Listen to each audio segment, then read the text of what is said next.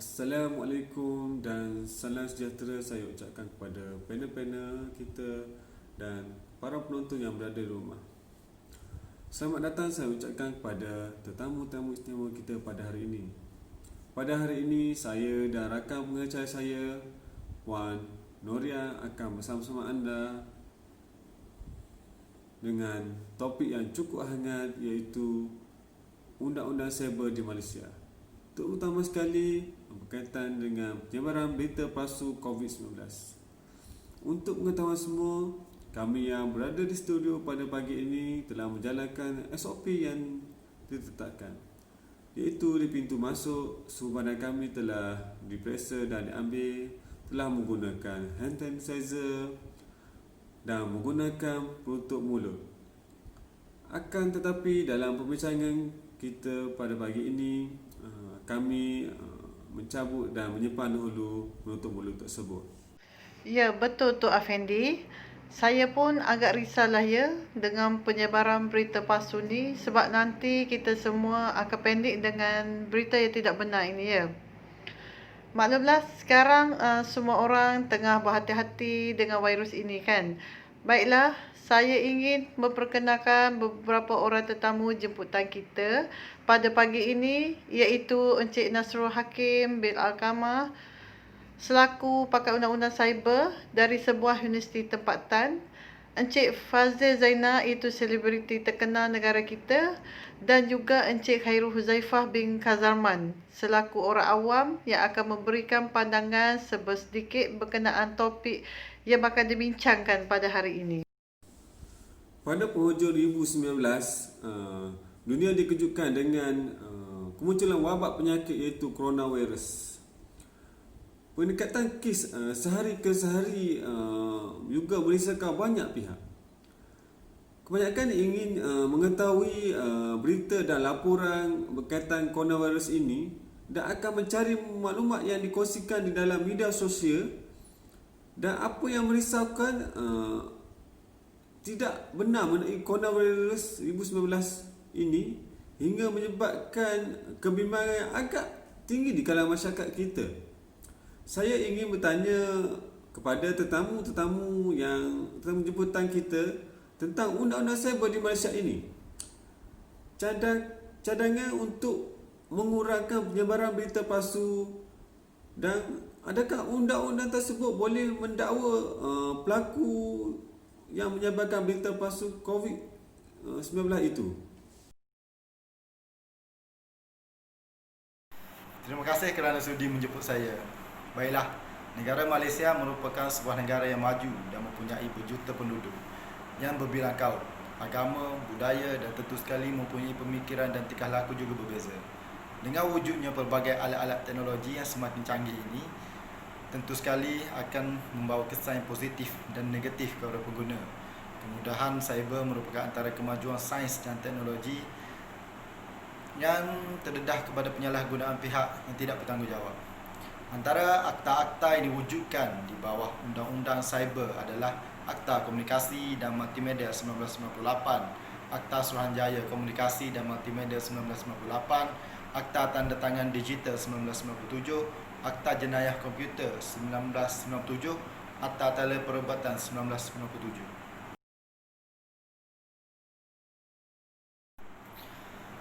Kalau saya ingin kupaskan satu persatu undang-undang ini, sudah pasti ianya agak memakan masa. Jadi saya akan ringkaskan supaya ianya mudah faham. Baiklah, jika kita ingin kaitkan penyebaran berita palsu COVID-19 ini dengan undang-undang yang sedia ada, sudah tentulah ianya saling bersangkut paut. Contoh adalah Undang-Undang Komunikasi dan Multimedia 1998 yang memperuntukkan denda sehingga RM50,000 atau penjara sehingga setahun ataupun kedua-duanya sekali jika didapati bersalah. Namun setiap hari ada sahaja pihak yang tidak bertanggungjawab membuat berita atau laporan yang tidak benar mengenai COVID-19 ini, dan mereka seolah-olah tidak takut dengan denda dan hukuman yang bakal diterima jika didapati bersalah.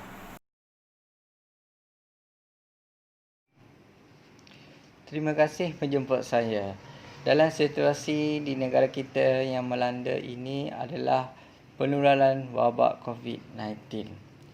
Pelbagai bentuk berita dan laporan yang saya terima tidak benar ditular di media sosial seperti Facebook, WhatsApp, Telegram, Twitter dan sebagainya.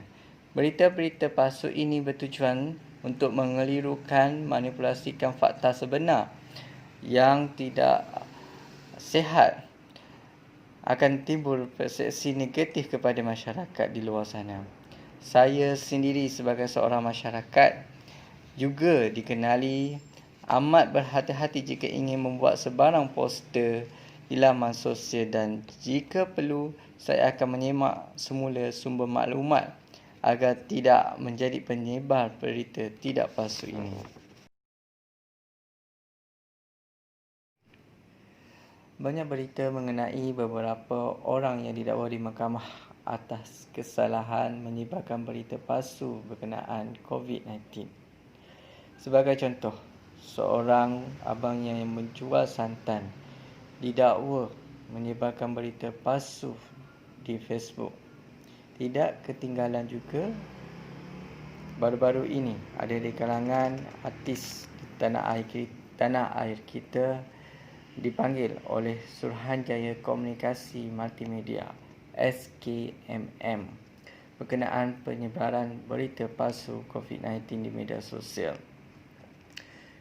Penyebaran berita melalui media sosial hari ini bagaikan tiada sepadan dan tidak titik notah ini kerana setiap berita yang dibuat mampu sampai ke pengetahuan orang ramai, dan sekelip mata sahaja yang merisaukan adalah kesasihan berita tidak menjadi keutamaan. Okey, alhamdulillah dan terima kasih kerana telah sudi menjemput saya untuk berkongsi pendapat berkaitan isu coronavirus di negara kita ini. Terdapat beratus kes penyebaran berita palsu yang berkaitan COVID-19 ini ataupun coronavirus 2019, dan ini dapat dilihat mereka mengambil mudah perkara ini tanpa memikirkan akibat yang mereka akan tanggung. Dan walaupun terdapat banyak siaran dalam televisyen, radio, keratan akhbar dan sebagainya yang beritahu tentang hukuman dan denda terhadap penyebaran berita palsu ini, dan telah beritahu tentang hukuman dan denda, kesan dan akibat daripada penyebaran berita palsu ini. So, dengan kewujudan akta-akta di bawah Undang-Undang Cyber sedikit sebanyak telah dapat membantu dalam mengekang penularan berita palsu ini ataupun yang tidak benar daripada terus tersebar. So, namun sejauh manakah keberkesanan yang menjadi tanda tanya sehingga ke hari ini tentang pengekangan terhadap penyebaran berita palsu ini?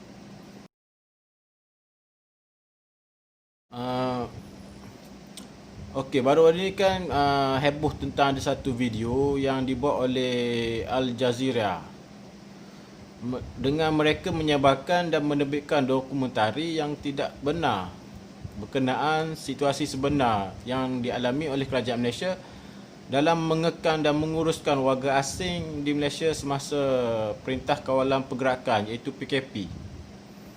Dari situ kerajaan Malaysia mengambil serius terhadap isu ini dan menahan seorang lelaki yang berasal daripada warga Bangladesh. Malah kerajaan Malaysia juga telah mengusir serta senarai hitamkan beliau dari terus memasuki Malaysia untuk selamanya. So, daripada itu, pada penyebaran ataupun dari pandangan saya, antara usaha yang boleh dilakukan untuk mengurangkan penyebaran berita palsu adalah peranan daripada pihak berwajib.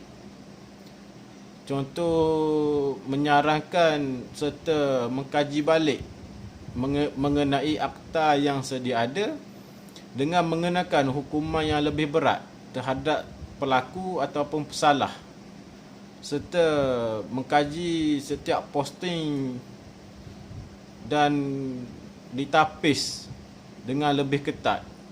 Contohnya mengadakan kempen-kempen di sekolah ataupun sebagainya tentang bahayanya ataupun kesannya yang mendalam terhadap sesebuah negara serta imej secara amnya.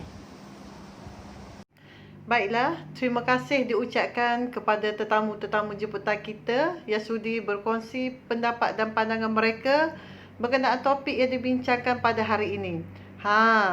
Jadi kepada masyarakat di luar sana, selepas mendengar topik ini dikupaskan, adakah anda semua berani untuk sebarkan berita palsu? Sudah pasti tidak, kan? Negara kita memperuntukkan pelbagai undang-undang khas dan sesiapa yang melakukan kesalahan tersebut sudah pasti tidak akan dapat lari dari hukuman dan denda. Namun, jika kita sebagai rakyat hanya mengharapkan kepada undang-undang cyber atau undang-undang komunikasi adalah sangat tidak tepat jika tiada usaha dari pihak diri masing-masing. Jadi, ayuhlah kita sama-sama menggunakan platform media ke arah kebaikan dan semak dahulu sebelum maklumat yang ingin dikongsi itu dari sumber yang benar ataupun tidak, ya.